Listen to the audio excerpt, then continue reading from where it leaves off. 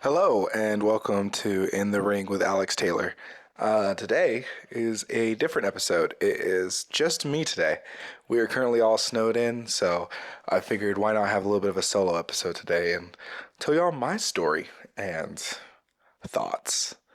Uh, so I guess without getting started, here we go. I guess we can start in the beginning of like how I started Taekwondo. I remember my mom came up to me one day and was like, "Hey, there's this Groupon. Um, sorry, it's just a random advertisement for this school called Rockwall Black Belt Academy, and she asked me if I wanted to try, so we did, and then we got going. I remember really liking it at first. I don't remember too much of being a color belt in Taekwondo, but I do remember whenever I was about a green belt, there was this one student, and he'd beat me up all the time, straight up. And it frustrated me, sort of made me want to quit. But, my coaches never really let me quit per se. They had me spar other people in class for a little bit, but eventually made me, fight the kid. And I think that was very important to my development in Taekwondo because, I mean, it taught me to be able to switch that flip or flip the switch, sorry, to be able to go forward and be aggressive and not take anything, Like I say that. I'll take a kick and I'll just give five punches right after. Like I just won't care. And I adopted that mindset for a long time. So, you know, from there throughout color belt and like first degree, even second degree, I would go to tournaments. I'd win purely by just out aggressive, being more aggressive. There we go than my sparring partners, and I mean it worked until it didn't. But we'll get to that in a little bit. Um, but yeah, I remember though growing up, I always felt like an outcast. Never had like many friends in elementary school. Like I have my one, like I have a few friends, not gonna lie, but like most of my friends came from Taekwondo. And I remember growing up, not even feeling like, connected to Taekwondo in a way, like sort of feeling like an outcast as well. Um, and I still sometimes feel that way now, but it gave me a place to go to, gave me some consistency, and I did make friends through it. Um, in fact, when I was about a red belt, I started this new thing called Demo Team. Whoa! Where we'd go out and we'd put on demonstrations and do events. And in that time was when I met Ethan and JC and a few others. But that's when I sort of started to become closer with them and started making those friendships. And it was fun. It was fun. Um, I don't have many memories from it, but I do have a lot of memories of, doing bow staff and just being able to perform in front of people and feeling cool. um, yeah, it was fun, and I did that all throughout until we stopped doing demo team, and it was sort of cool being a leader of the school and representing the school. And I always did like that feeling of like um, importance. I don't know if that's the word. I just know like in like elementary school, middle school, a lot of the times I'd feel left behind because I wasn't into a lot of the same things, most of the kids were into. I did football because I thought it'd make me more friends. I didn't really care for it that much though. You know, um, I don't know. I just never really felt connected with a lot of people. I have a few friends like Alba, Maya came along a little bit later, Scott, in which like they'd help me through, and it wasn't all bad. But I remember Taekwondo being the place where I really felt like, hey, I'm making a change here. And as time went on, I got my black belt, and then I started to get bored, really bored.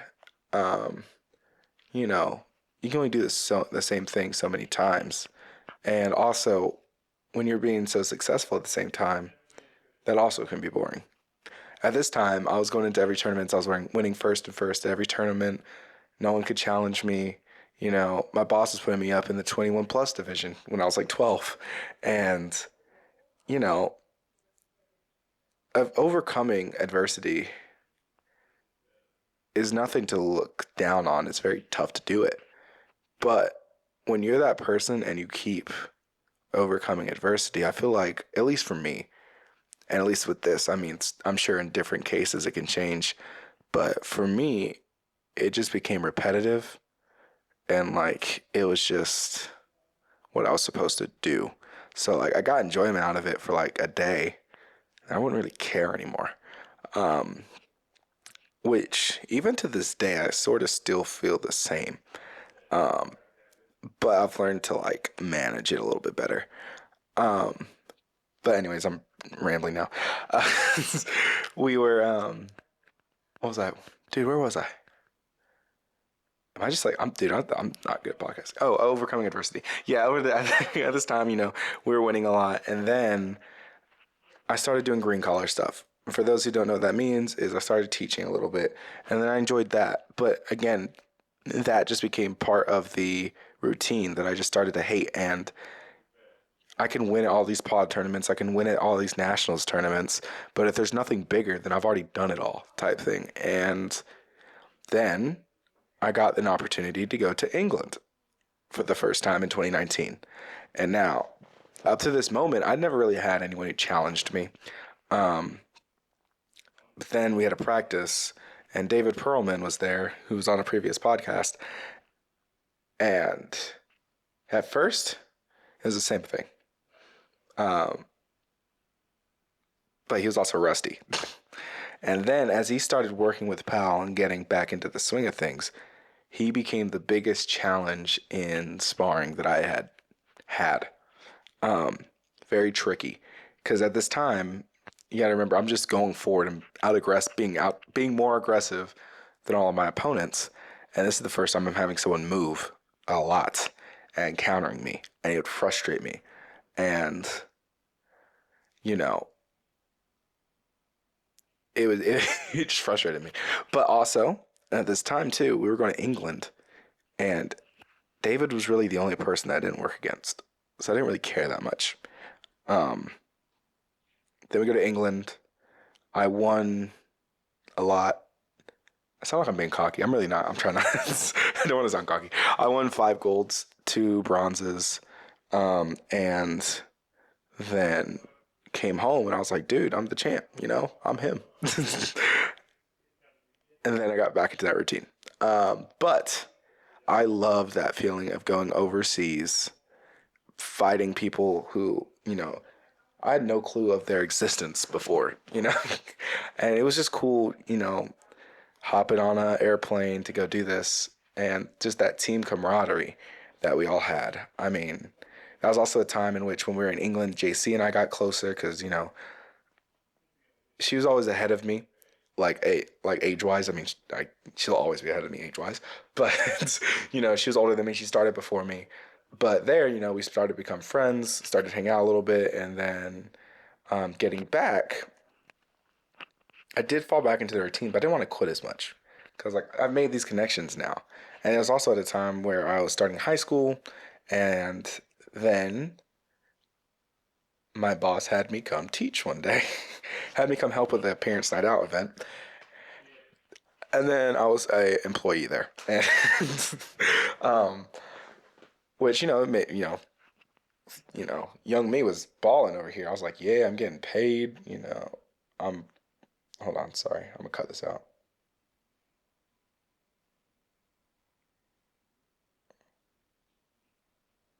Okay, sorry. Um, yeah.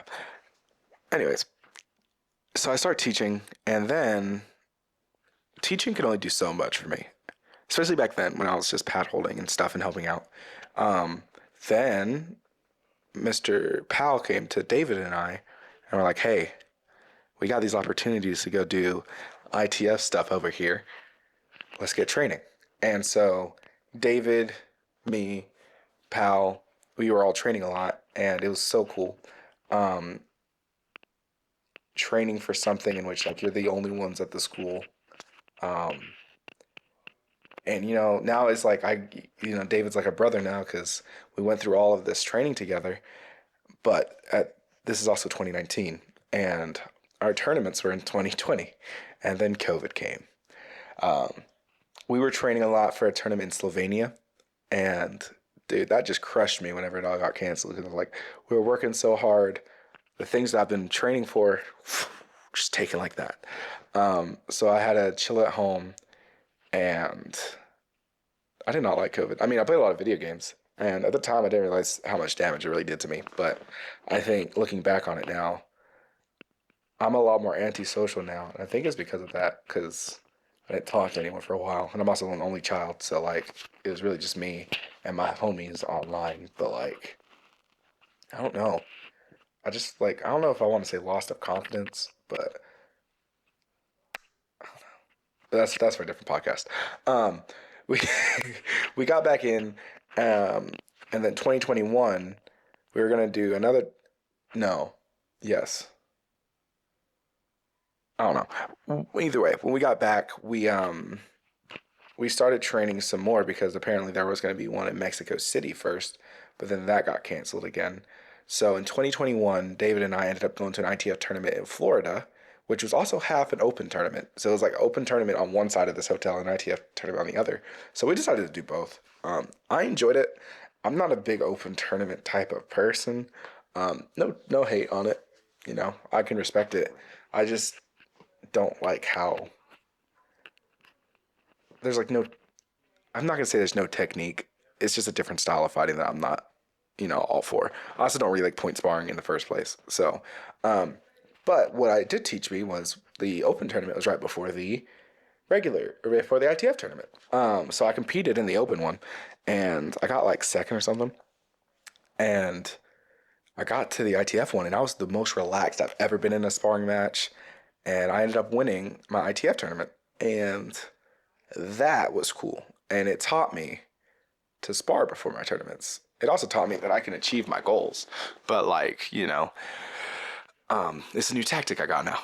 And it wasn't a big ITF tournament. I still had the medal, but like, it wasn't overseas. I didn't really feel, there was people from other countries, but it didn't feel like an ITF tournament to me. But maybe it was also COVID, you know. But either way, we had another tournament somewhere in Europe. I can't remember where, but we were ready. It was 2022, and then Russia and Ukraine canceled that tournament. So it just crushed me again, and David. Because we're like, dang, another international trip down the drain. And we're both getting older and about to graduate. He was a year ahead of me. So he graduated before me, and it's just like our dreams just got sucked from us, which sort of sucked. But, in the meantime, I was working on getting my third degree. We did all of our third degree training of like, at least at our school, we do a lot of real life martial arts training. And, we learned jujitsu, we learned how to get out chokes, do chokes, all of that stuff, knife defense. And so that helped me going. And also had me form a closer relationship with Ethan and Kara at the time. At this time, JC wasn't working there. She had quit, and it was me, Ethan, Kara, and yeah, we were all three in the same position. But the way it worked was Kara was a senior in high school, Ethan was a junior, and I was a sophomore. But we were all having a good time training together, and then got my third degree. All right, sorry about that. Now we're back. Okay. Anyways, got my third degree, and then I sort of just wrote it out. At that time, we were moving locations with our school, and I was getting ready for college, so Taekwondo sort of went on the back burner. Um, but yeah, then I went to college.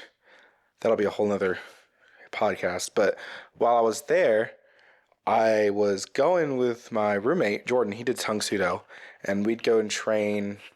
So I trained with some Tung Sudo people. Then I got a job teaching kickboxing, which helped my boxing myself with my style. Learned some jujitsu and all that. And then in the summer of 2024, my first summer, we had a summer of college.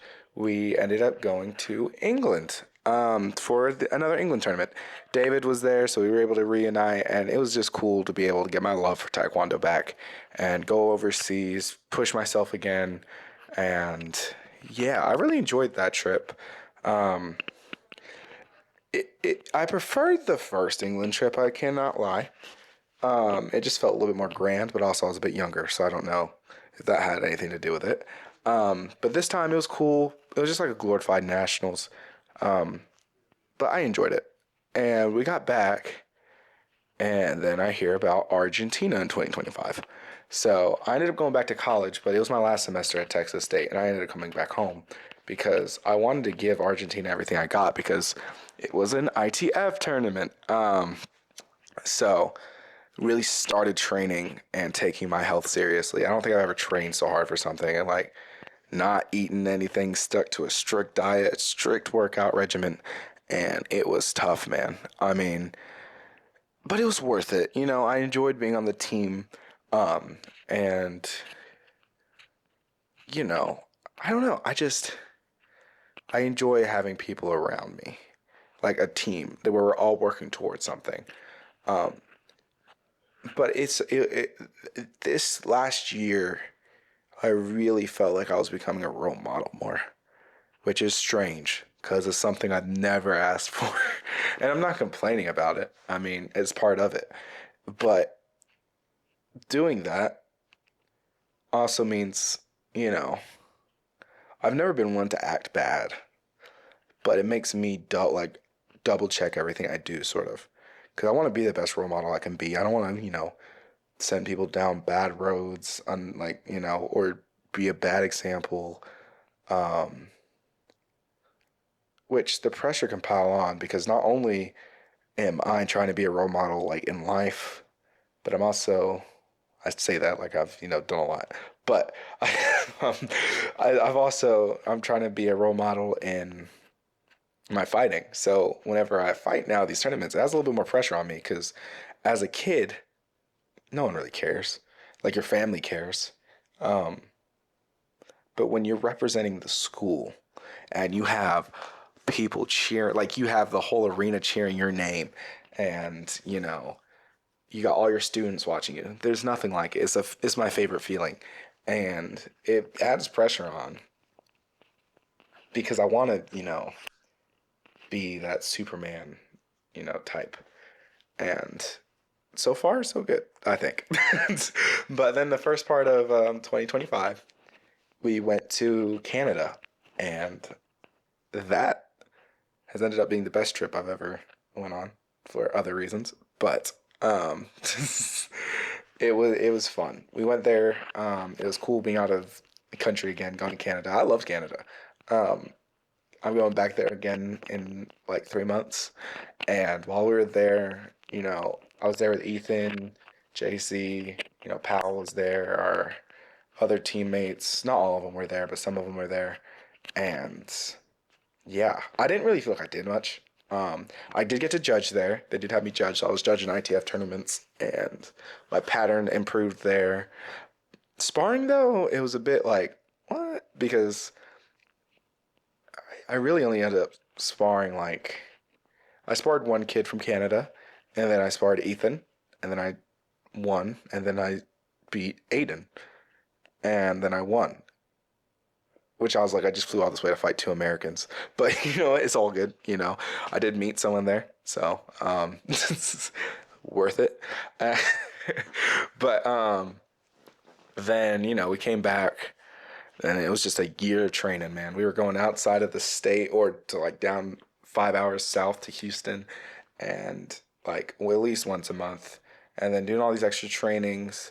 But it was cool because I got to build a relationship with like Benny Broadway, um, him, even his mom too. Both of them are amazing. I had Benny on the podcast. He was the last one, and then I'm hoping to get Miss Broadway on. Um, but I got to create some stronger ties with them, and now that's another school in which like I can go train with them. They can train with me, and I feel like that's a connection I'm gonna keep for a long time. Also, made connections with a guy named Levi Tier, who Well, I remember when I was like a brown belt seeing him at nationals knock a dude out, and I was like, dude, that's so cool. I want to be like him. Uh, so it was cool to be on a team with him. And then I also, had Ethan on there. So it was a cool vibe. And then we get there. I feel like we truly became brothers. I mean, there was some, issues during training, not like between us, just stress, all that type stuff. But we get there and it's like, dude, we've made it. Made it to Argentina. Um, and it truly felt like everything I'd worked towards had made it there. And then I get onto the mats, and Grandmaster Wadley ended up being the one who's coaching me. And that was cool. Um, you know, you see this person at all the national events. He's your he's my coach's coach. He's the guy that everyone wants to, pick their brain about, and he's the one coaching me for my sparring. And I was like, this is cool. First punch I threw in my first match, I messed up my neck somehow, and I just had to fight through it, man. I mean, I got all the KT tape in the world, I think. Yeah, Pal did it the next morning. We had the machine gun on it, or the massage gun on it.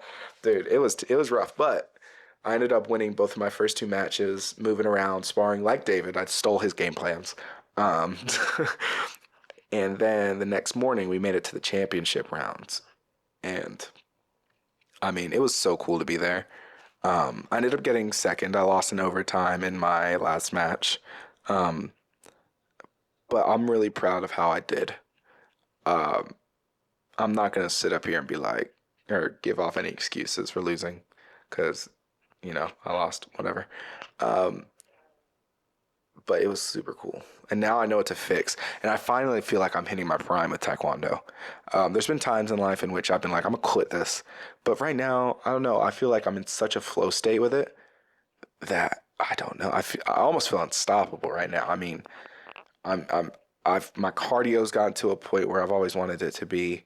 My sparring's at a point where I've always wanted to be, where I'm moving a lot, I'm making people miss, then I can be aggressive with them. Patterns have never been better, even though I hate patterns. Uh, and, I'm trying my best to mentor the teenagers who are coming up next. I mean, I'm having a good time with that. And, my teaching, I feel like, is at the best point it's ever been. And it's so cool. But what I am worried about is after after I did everything in Argentina, it's not meaningless, but it didn't feel like how I thought it'd feel. So like maybe it's just because I didn't like win per se. In my mind, I won, but maybe it's just 'cause I don't have the actual medal. But I don't know.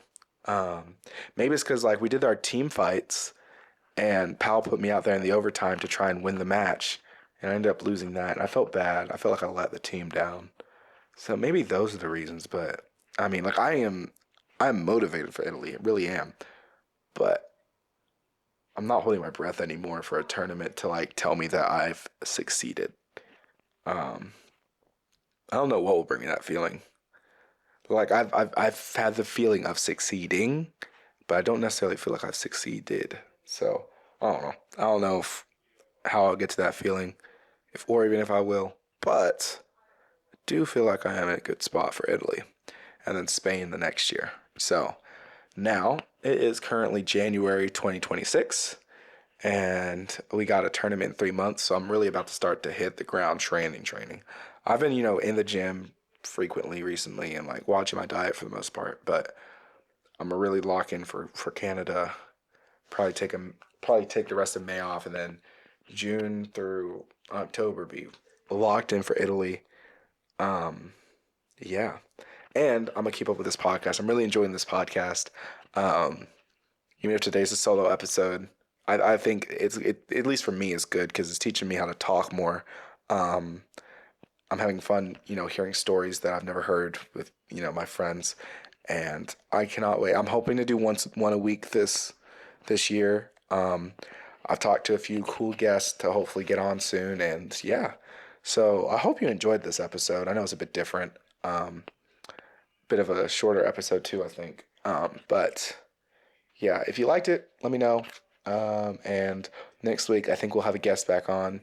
And yeah, I hope you guys have a good one.